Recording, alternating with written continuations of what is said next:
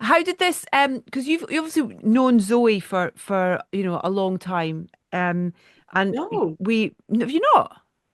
no, No, I just oh, thought you no, guys knew not you've at known all. each other like forever. And it now feels like we've known each other forever. Yeah, no, we met Emiliana first. Um, yeah, we a mutual friend of ours, Anna Hilda, a filmmaker and music industry specialist in Iceland, took us out for dinner and invited Emiliana along. And it was just after she'd just got back from London from the memorial. Yeah. Yeah, buildings. when Yeah. they'd found the box of letters, and I think they'd started to work on one song, on Miss Flower. Yeah. Um, and yeah, it But yeah, was. over dinner, she was sort of trying to explain this, kind of garb, there's these letters and we found them and he's a spy and you know what I mean? I was like, and it just kind of instantly grabbed our Mm. attention and imagination. Yeah, C- seeing what it was doing to her imagination, that's really what got us.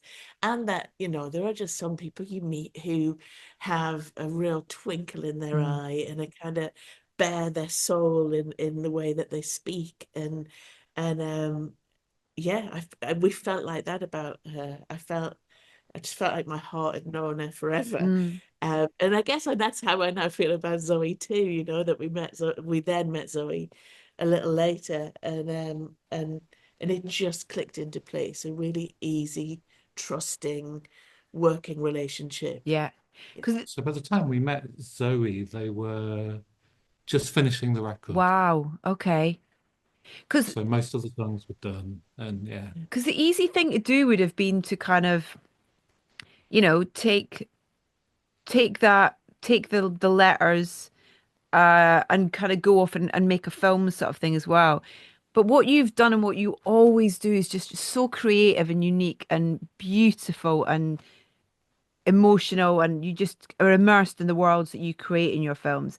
You've just done something different in terms of how you've told how you've told Geraldine's story, but also Emiliana's very much in that as well, in terms of yeah. you're telling her, and also Simon was saying as well, in terms of the everybody's kind of connections with their parents and loss and grief and all that kind of stuff as well was very much kind of everybody was kind of going through that as well or had gone through that recently. So that kind of pours into it as well. How did you kind of come up with the idea of what the film would be? Because it's so unique that you can't describe something to people. But I love when you can't. Do you know, I was just like, the response is you just have to watch it because it's brilliant, you know. I feel like we're absolutely cursed to only ever make things that you just can't describe. It's And it's good a real, though. It's good. it's good for the work, but it's terrible for the marketing. It's really hard to, yeah, describe. But actually, these projects, they end up, when you see them, I hope they're actually not terribly complicated Mm. things. Yeah, It's not or not inaccessible. Yeah, deliberately Yeah. yeah. difficult work, but Oddly, sometimes we're at our most creative when we're pressed hardest against the wall and given the least to work with. Mm. And I shouldn't say that because I mean it's like don't think. asking for trouble. It's like what do you want next? £2.50 for your next film? It's yeah. But there were things that we knew, this was the first in the garden with Zoe and Simon and Emiliana. It was the first discussion we had. If we try and make this into a bigger film, into a more of a documentary or a film that unpicks the process and really, we'll need a few weeks or months of filming. Mm. We'll need that sort of level of money, and then we need more than one funder on it. And so it's a really pragmatic thing. It was just okay, how do we actually make this happen in a time frame that feels viable for all of us, in a way where it can come out near the record, Hmm. so it's not like years afterwards, where they're still kind of hand in hand in some way. And I guess that maybe it's putting in over a decade each in independent record labels, Hmm. has, yeah, I mean, it's definitely taught us a lot about how you move quickly, Yeah. how you budget sensibly, and the mad idea sort of came out of having done hundreds of sessions when we were working with record labels. So we used to do the whole 4AD session strand. We did loads of Rough Trade for Mute. I mean, Mm. yeah, St. Vincent, Future Islands, Warpaint, Bon Iver, Wow. I think like it gave a lots. confidence to that side of it. Yeah. We knew that that side of it could be done quickly Yeah, and kind of on a modest budget. I'd budgeted so many of Yeah. those. We'd always shot them in under a day. We'd always got three takes of about five songs. So we knew we could Yeah. do that. And it was like, oh, what happens if we had 2 days? The luxury of 2 days. I mean, it was, Imagine the potential. But I think what you lot what so you talk about that being a kind of the restraints or the constraints because of that.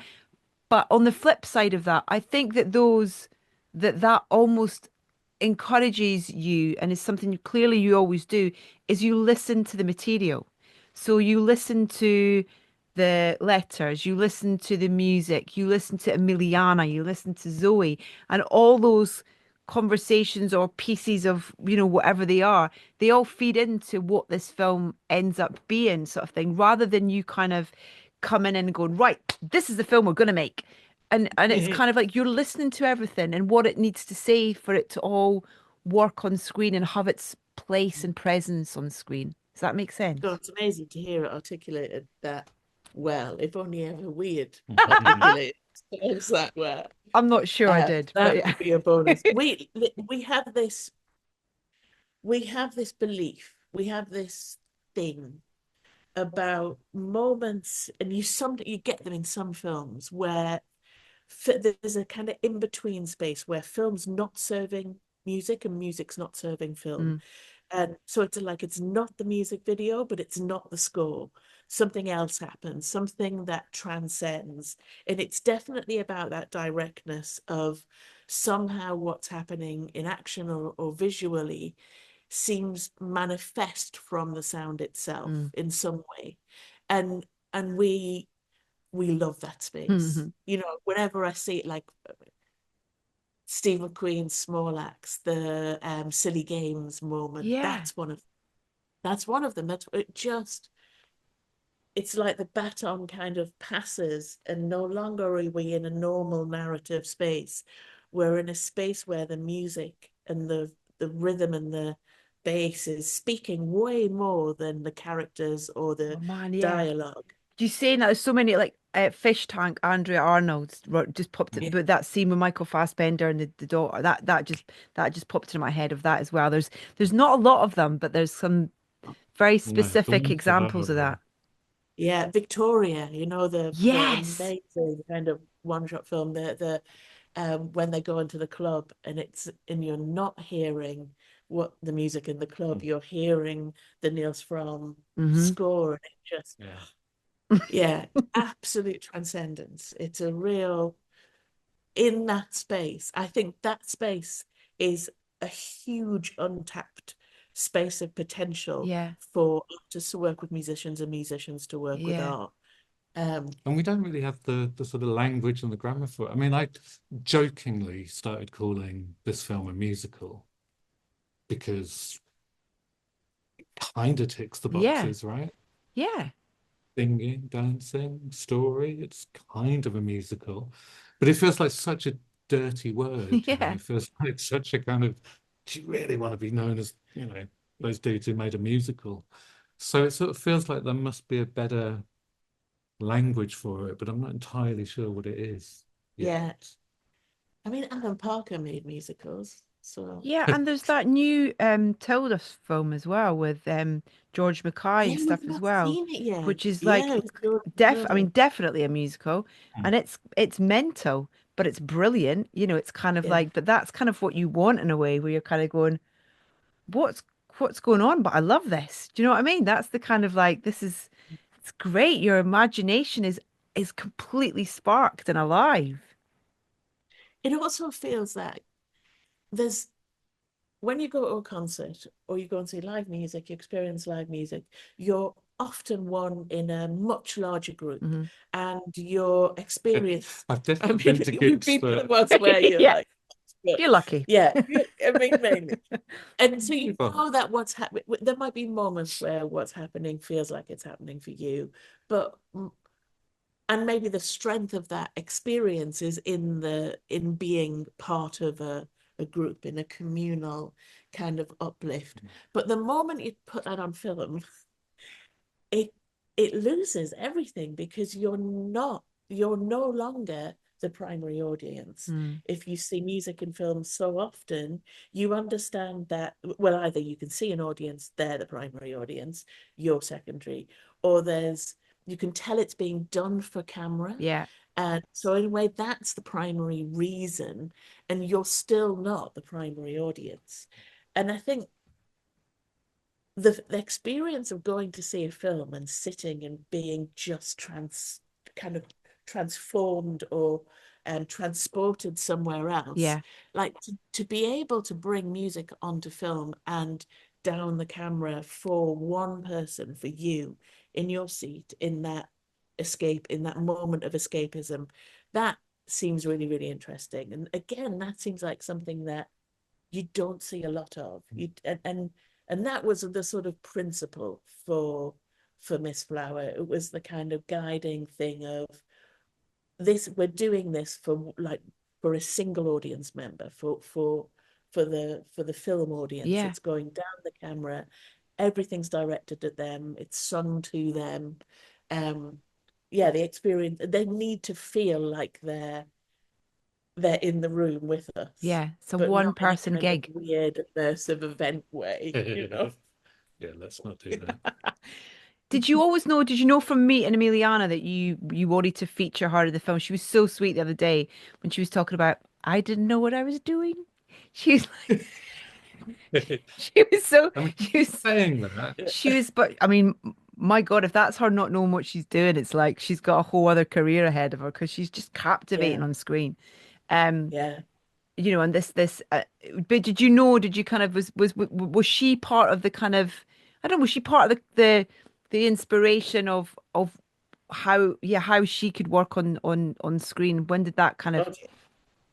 Yeah, I yeah, mean, I think having from the very moment we kind of found out about the letters and the creative act of kind of doing something with them, mm, she was the storyteller of yeah, that. and I guess it was her that captivated us when we first heard the story. I yeah, mean, it was literally her leaning over a restaurant table going, and then another thing happened, and we found this, and then, and that was captivating. I mean, it was a few years after that that the project then kind of came back and the record was finished, and yeah, Yeah, maybe 2 years. So, I mean, over that entire time, our interest had been held yeah, just by Emiliana telling us a story. wow, So I think, yeah, we had a strong instinct that she would be good yeah. on camera. And having this album as well, I imagine in terms of you've got all this we've already got this interpretation of yeah. these letters in this world already to kind of as a bit of a springboard, I guess, in a way. I think that was the other thing that made us feel really comfortable with being sort of footloose and fancy free with the truth. Hmm. That the film doesn't feel like it is, it's not a biography of Geraldine. It isn't telling Geraldine's stories, it's telling Emiliana's stories that were Influence or influenced by, inspired. inspired Yeah. by. I mean, it's one of the most fun things about the whole thing has been that sort of push and pull between Emiliana constantly trying to kind of let the story drift off over there into a world of Yeah, espionage she's and desperate to be a spy. influence and God knows what else. And so we going, I'm not sure that's entirely true necessarily.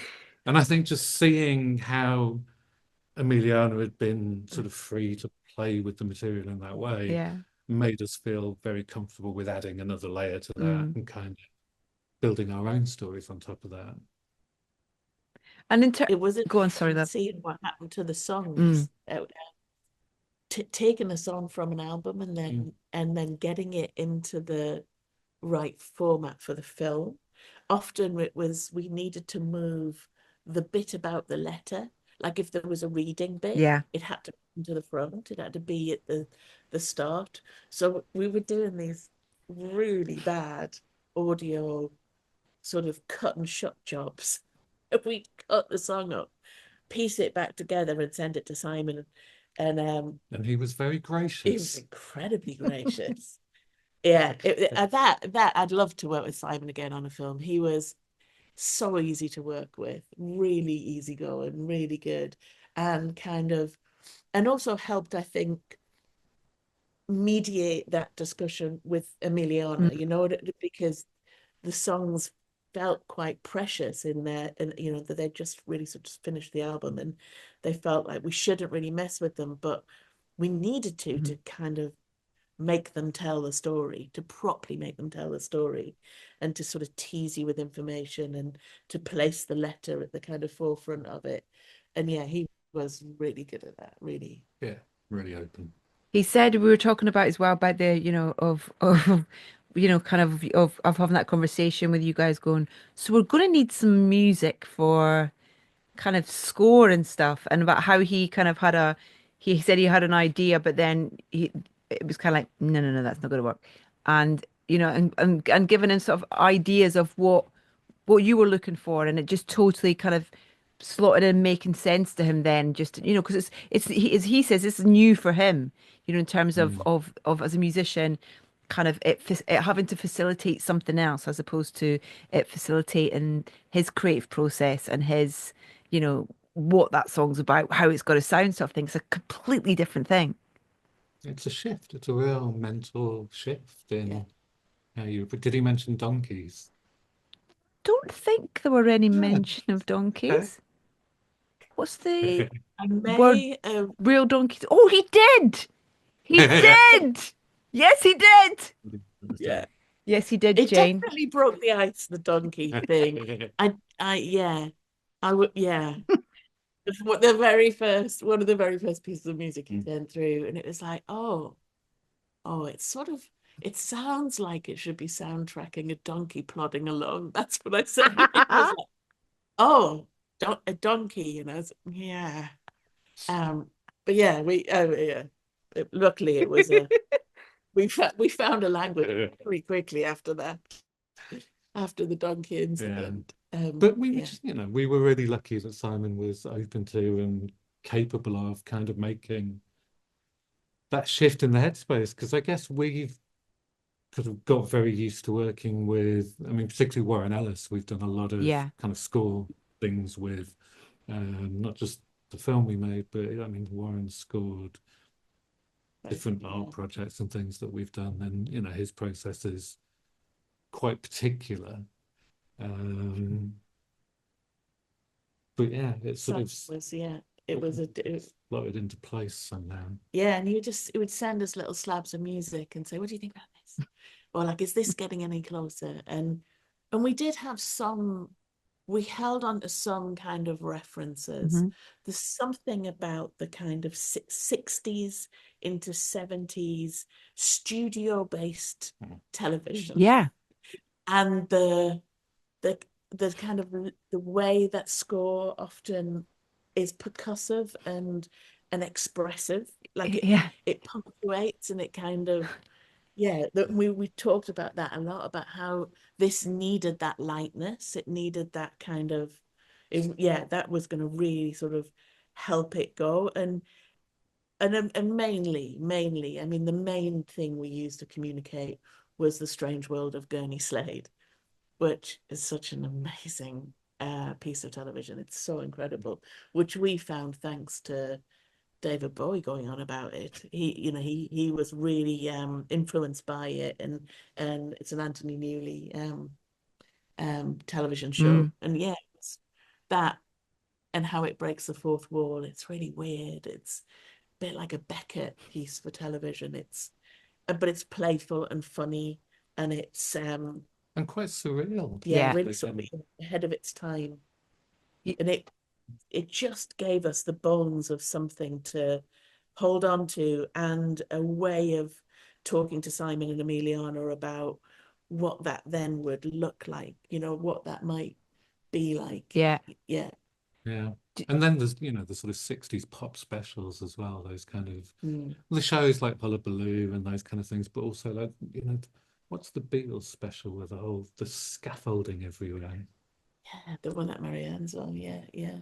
And it's this ludicrous stage set Yeah. and all the songs happen in different parts of the room and there's these kind of weird Yeah, it's almost sort of two sides to that, isn't it? It's almost that kind of like really weird over the top kind of random abstract stuff, but then on the other side of it, they have like almost like empty studios that are like sort of just barren with like one person and talking in them like Alice at one point actually, so you mentioning the score and that kind of 60s sort of vibe and of kind of in my head, my weird way my brain works was that I had my half of my brain was kind of seeing Alice in a version of her role in the film of kind of doing that sort of 60s kind of dancing at the shot kind of thing. Do you know what I mean?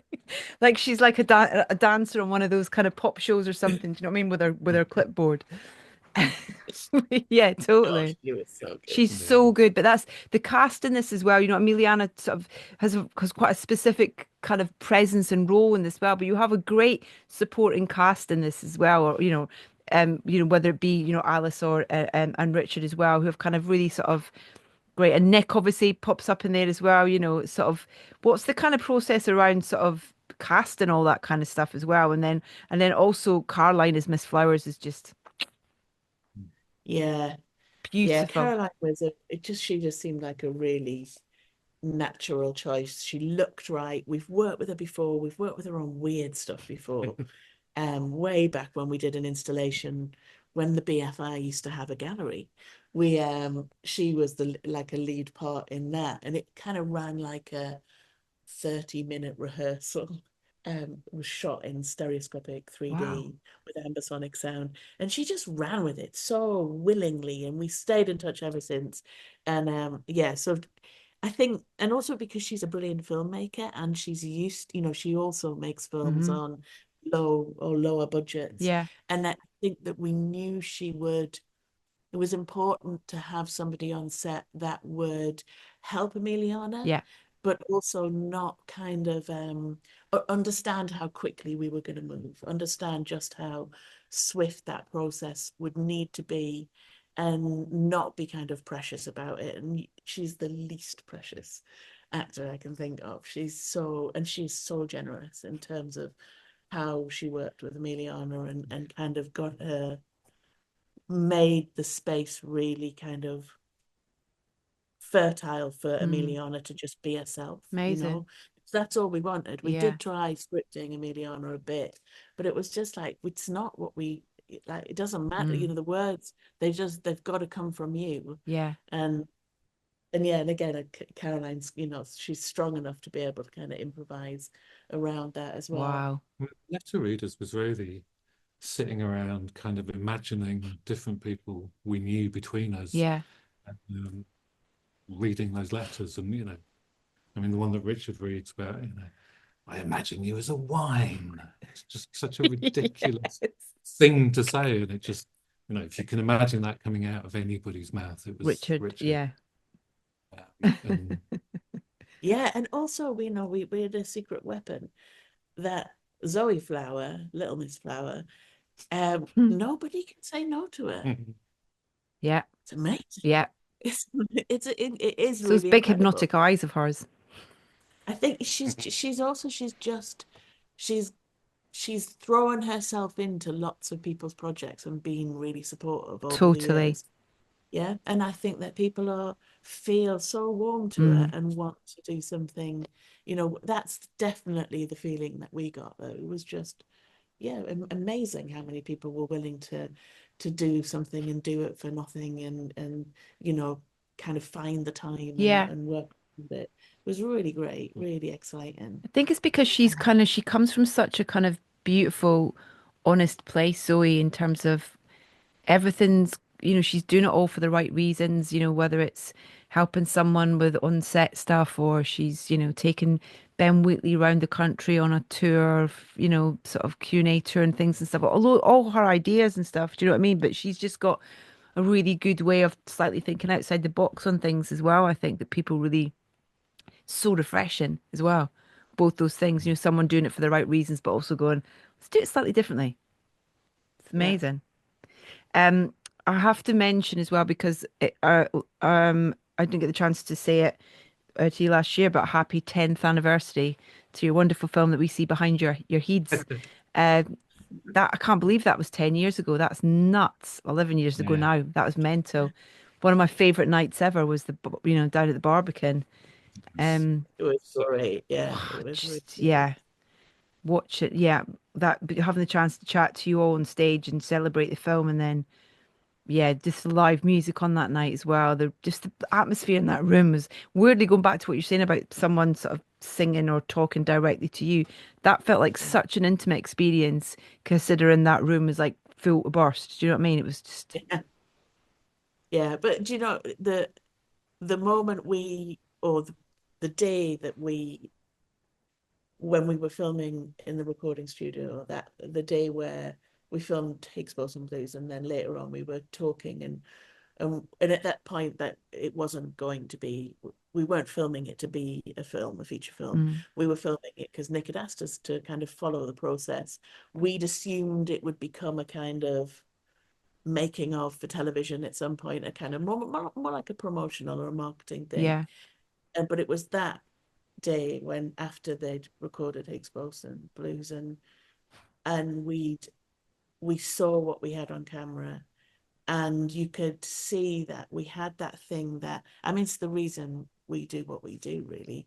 It's that moment of alchemy where a bunch of individuals are doing something and it just clicks. It mm, like finds a flow and it becomes something way more than just a bunch of individuals, you know, strumming away or whacking the keys. It's like, yeah, it is, something else happens. Something takes over, and I think that's what made us think this has got, it's got the potential to, we should honor that mm. and do something more with it. Like, we now need to find a bigger way of putting this out to the world, and just lucky that Nick was so trusting that he kind of ran with it and was like, okay, well, what do you mean? And we used to have these 12 postcards. Do you remember the 12 the postcards two. that had like they were like there were 12 points. So it was like, the song is an idea, the first attempt at getting the song out, rehearsing, recording. And there was these set of posts, and we were like, this is the film, it's this. And then we have to put something else in between them. We're just not sure what that is yet. Oh, Yeah, yeah. oh, it All was very such. It was. Yeah, it's still um just sticks in your head as being just something that was such a great watch, and just felt like you were watching a kind of like almost the birth of a new kind of genre filmmaking, really, in a way. Do you know what I mean? In terms of how you can tell stories, and particularly around musicians and music and stuff. And it was just, yeah. And that's kind of why I get so excited when I know that you're working on new projects. I don't know if you can talk about what's coming up and stuff yet, but probably not. But maybe we can Oh, revisit. no, soon, very That's it. soon. Great. Yeah, Okay. we're getting close, Great. but not quite yet. All right. Well, Although we are showing, we've been asked to do a festival in France where Nick's oh playing, wow. and we're showing Miss Uh, Flower there, so they're going to put 20,000 on as Amazing. well.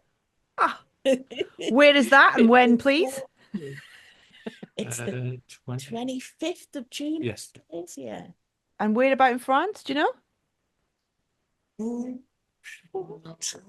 I went to a No, French festival last year with Tom, my other half, and I came back with my new favorite artist, this amazing girl called Zaho de Sagazan. She did this crazy thing at the Cannes Film Festival last year where she performed a version of Modern Love, Bowie's track, at the Palais and basically sang it in Greta Gerwig's face because it featured in Frances Ha. And so I'll send you a link to her. I mean, Mm. no shits given at all. She's kind of coming down, the foyer, and she's just this kind of amazing sort of funny Wow. looking, brilliant lass, and she's just kicks her shoes off and then gets on stage and dances. And Greta's literally, you can see her just falling in love with her as she's watching her kind of. It's amazing. So there was something I mean, really they nice could about have gone either way, couldn't they? something really nice about going to a Really? festival last year where it was weirdly apart from editors, it was all French bands, like no other non-French bands. And so it's such a healthy thing to be kind of not forced into that environment, but kind of going, okay, I'm here, I'm going to make them and just go and explore and discover. It was wonderful. Yeah.